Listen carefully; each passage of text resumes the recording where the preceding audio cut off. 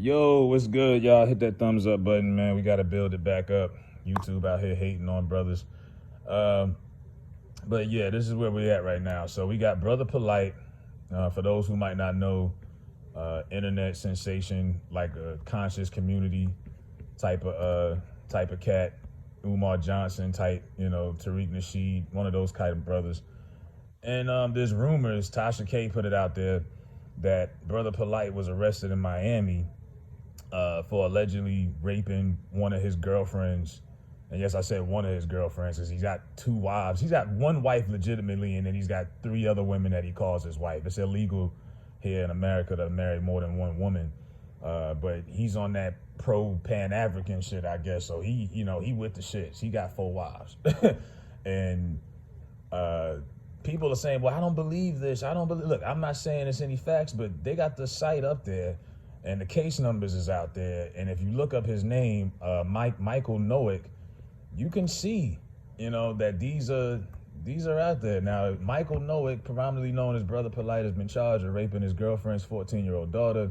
Even though the news has not been confirmed, the internet is split into many groups talking about the recent incident.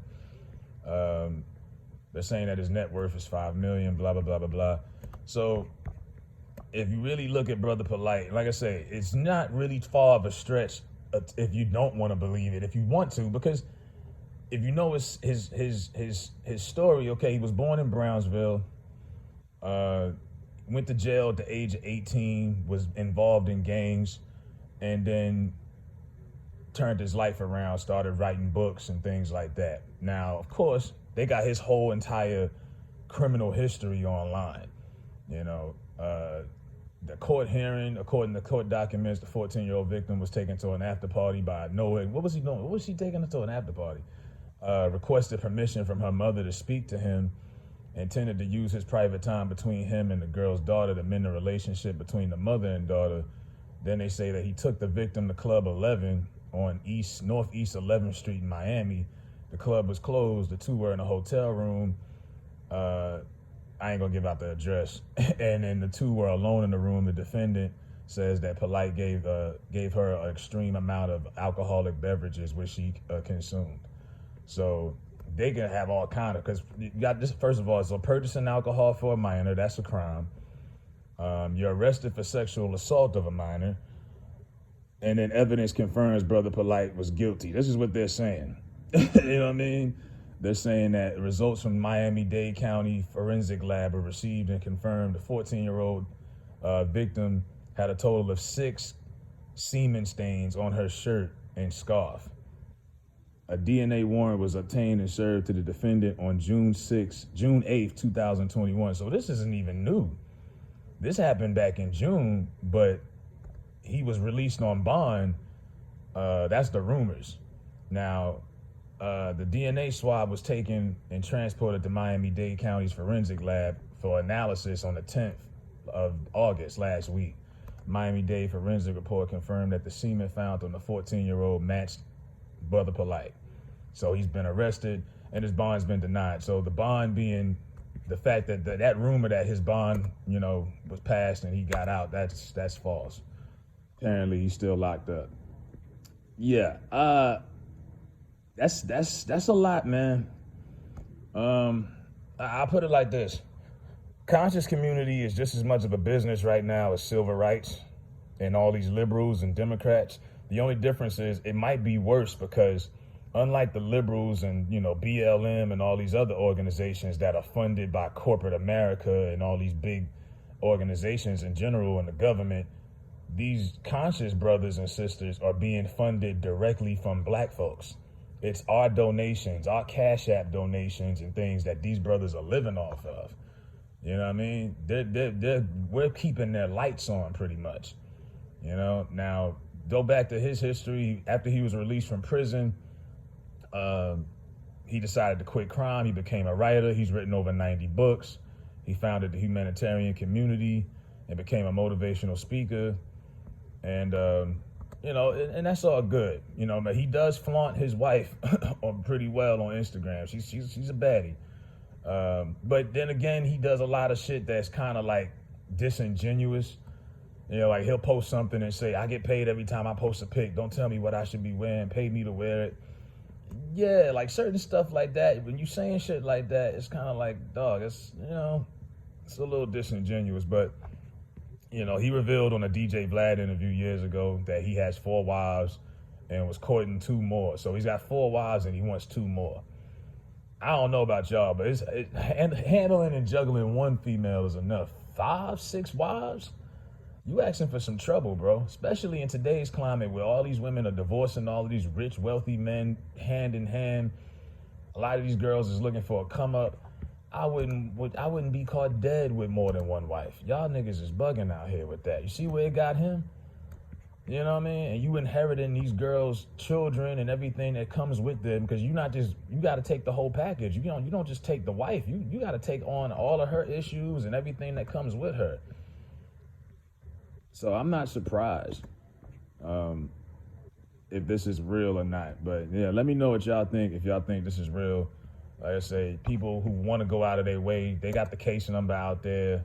You can actually look it up on Miami-Dade County's like website or whatever if you really want to go through all of that. But yeah, you know, and then people are laughing because he's 5'4". I said, wow, man, the internet, man, people could take pictures from all kind of angles and make themselves look short, tall, make themselves look tall. Fat girls know how to make themselves look thick and not fat. It's amazing, the deception that people put on here online. But yeah, a lot of people are like, oh, girl, he's short. He only 5'4". Yeah, so yeah, brother Polight done got up out of here. But he been stunting hard, man. He's stunting hard. You know, I don't want to discredit him and say that, you know, it's not all, you know, he posted a picture of him in front of a Ferrari recently, you know, like, you know, he been flossing hard. And I'm like, what's so conscious about that? I mean, you live in the lifestyle of a rapper, basically. This is what rappers do. Post pictures of their cars and their new shoes. And you supposed to be this, you know, this influencer of consciousness, you know, and he's only 38 years old. So it ain't like he, you know, some young boy, but you're supposed to be this influencer of consciousness. And I don't see that when I look at Brother Polight. I see a nigga who really, I guess, wanted to be a rapper who wasn't good enough, and now he doing something else. I don't get it. You know, but these girls out here, be safe.